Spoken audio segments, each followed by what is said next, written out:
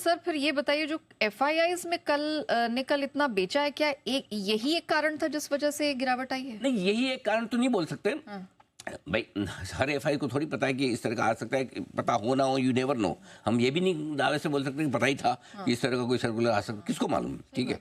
But ये डर तो रही होगा एफआई में, इसमें कोई डाउट नहीं कि अगर कोई, और स्पेशली क्या होता है, जो ओडीआई इशू करने वाली एफआईज है उनको ज़्यादा डर है भाई। अगर मैं एक गवर्नमेंट ऑफ सिंगापुर फंड हूँ, या मैं कनाडा पेंशन फंड हूँ, या मैं अबू धाबी इन्वेस्टमेंट अथॉरिटी हूँ, मुझे क्या फ़र्क पड़ता है?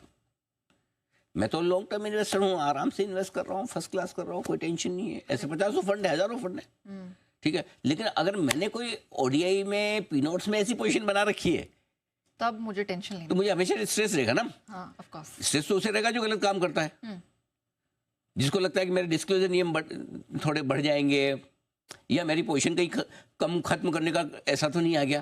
तो उस तरह के एफआईएस को थोड़ा शायद डर हो सकता है, मार्केट में रहा होगा थोड़ा बहुत एफआईएस को। काफ़ी लोगों को ये भी डर था कि पूरी तरह से कहीं ओडीआई बंद ना हो जाए, खत्म ही हो जाए।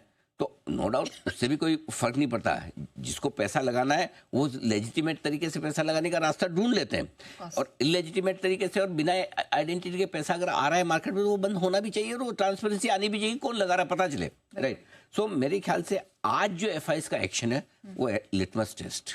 ओके, अगर कल इसी वजह से गिरावट हुई है, तो आज इस वजह से खरीदारी और शॉर्ट कवरिंग आनी चाहिए जिन्होंने कल बेचा है, क्योंकि अब तो क्लियर हो रहा है सिचुएशन। हाँ, करेक्ट। अगर आप इवेंट की वजह से कोई, या किसी डर की वजह से बेचते हो, तो वो तो खत्म हो जाना चाहिए, ठीक है।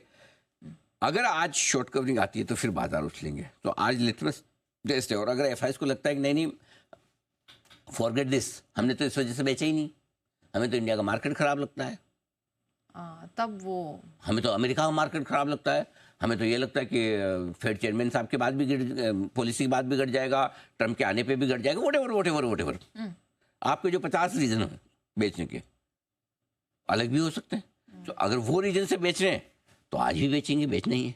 और अगर ये डर था तो फिर शॉर्ट कवरिंग आनी।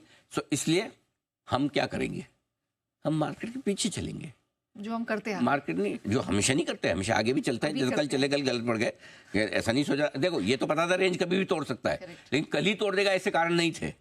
तो इसीलिए मैं बार बार बोलता हूँ, रेंज को ट्रेड करने का एक तरह, जिस दिन तोड़े उस दिन आप अपना नियम से स्टॉप लॉस लगा के रखो, ताकि आपको रिस्क 24,500 आपका स्टॉप लॉस था, बेच जाता 200 पॉइंट वैसे बच गए, तो 100 पॉइंट का नुकसान तो आप हमेशा झेल ही सकते हो, नॉट बिग। 300 का बड़ा हो जाता है। सो इसलिए आज एफआईएस अगर शॉर्ट कवरिंग करने आते हैं तो बाजार कुछ अलग दिखेगा, शुक्रवार टाइप का। और अगर एफआईएस का व्यू अलग है, मुझे अमेरिका भी खराब लगता है, फेड भी खराब लगता है, इंडिया भी खराब लगता है, सब कुछ खराब लगता है, मेरी जिंदगी में कोई अच्छा नहीं, मैं और बेचूंगा, उसका स्टॉक है, तब तो फिर उसका व्यू है, कंटिन्यू। तो आज लिटमस टेस्ट है। ठीक है, चलिए।